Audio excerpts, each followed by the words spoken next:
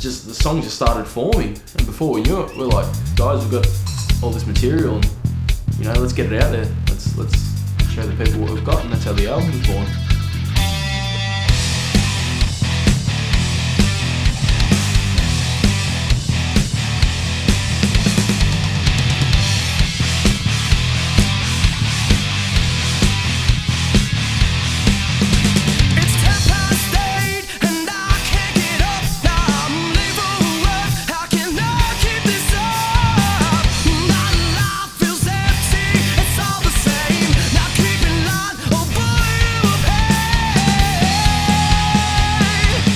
New Skinn started before I joined them. They were a cover band.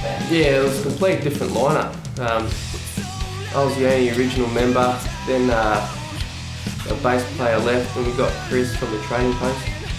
Out of all places. It was a mistake on behalf of whoever put in the ad, but yeah, there was this ad for a bass player wanted in the trading post under, you know, bass guitars. So gave them a call. We changed singers, got Phil. That's what really changed the band in the end. They were together for a good 3 years, I think so, before I had come onto the scene. I found them through an ad. I answered the ad. They were looking for a singer. I went to the audition, and then it turned out that they had already had a singer and they wanted a guitarist. So I auditioned for the guitarist spot, and as it turned out, I ended up being the singer. Slash rhythm guitarist. When the old guitarist in New Skinn left, I said to Ant, if you need any help, you know, give us a call, and he did. And sort of as a friend thing, I said, yeah, I'll do it. So he gave me a copy of the CD to listen to. I didn't even listen to it. I sort of went in and thought, oh God, how hard can this be to play? But I got in there and started jamming with the boys, and I really liked the music, so I thought to myself, you know what, I'm going to give this a chance. And not too long after that, I said to the old band, you know, I found a band that I feel really comfortable with, and I'm going to get in there and do it. And yeah, I joined New Skinn, and ever since then it's been like an awesome thing. Don't let it get you down when you're borderline. And I see the world for the first time, and I see the world through your eyes for the last time, and I don't know how to feel, and I never know what is real. Are you waiting on the outside for me?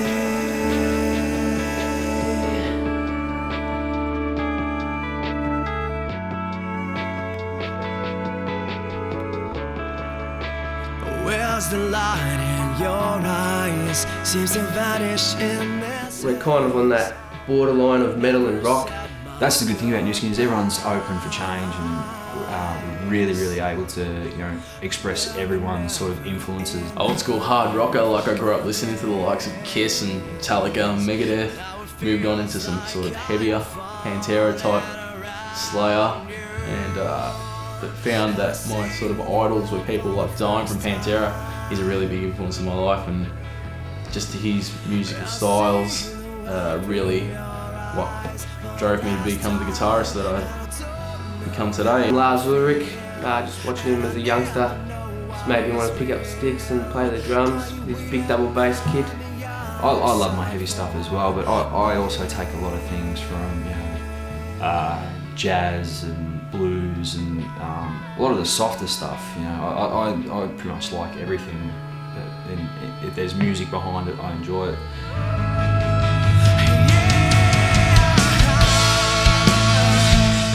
Andy will jump on the kit and start banging some tunes to it, and Chris will walk in and lay a bass track down.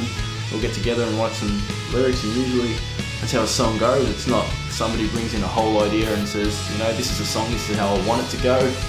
It's more so a big milkshake of everybody's ideas. It's a case of everyone just brings something and lets everyone take away from it, and, you know, add their own little thing, change parts and stuff like that. And that's the good thing about New Skinn, is everyone's open for change and really able to, you know, express everyone's sort of influences and stuff like that. We're seeing the world for the first time. We're seeing the world through your eyes for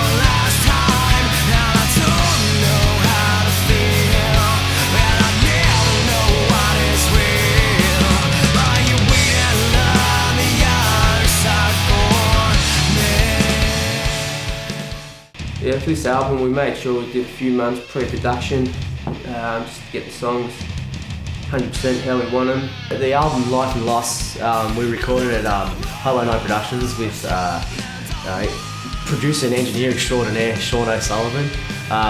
He was fantastic. He's been a breath of fresh air. I'm Sean from Hello No Productions. New Skinn came to me probably the end of last year. We spent a lot of time with them getting the songs right. They're great songs, but a little bit too un-radio friendly.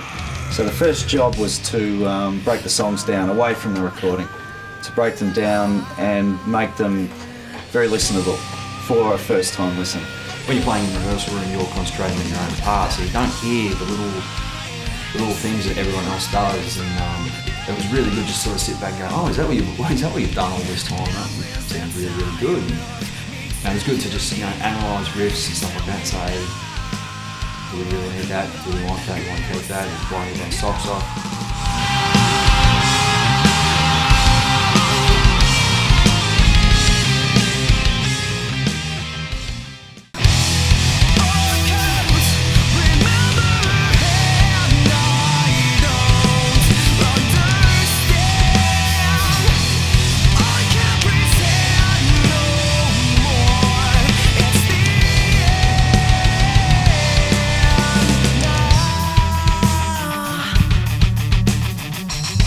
Just jamming away for months before we went in the studio, then did more pre-production in the studio with Sean, and Sean had his own input on the songs and took that on board, and the songs what they are today are a lot better. I'm really open to any of my ideas. One thing, I like bands that know what they want, especially Crossman on the drums.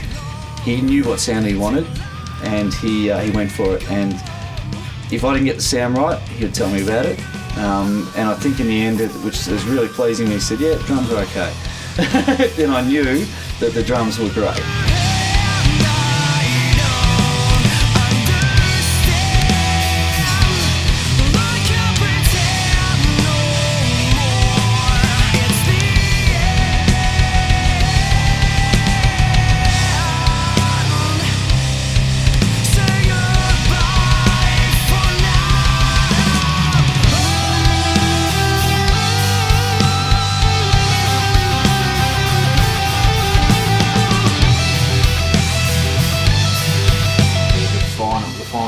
When you sat down and listened to that final mix, you listen to the song from start to finish and just go, wow, we actually wrote that sort of thing.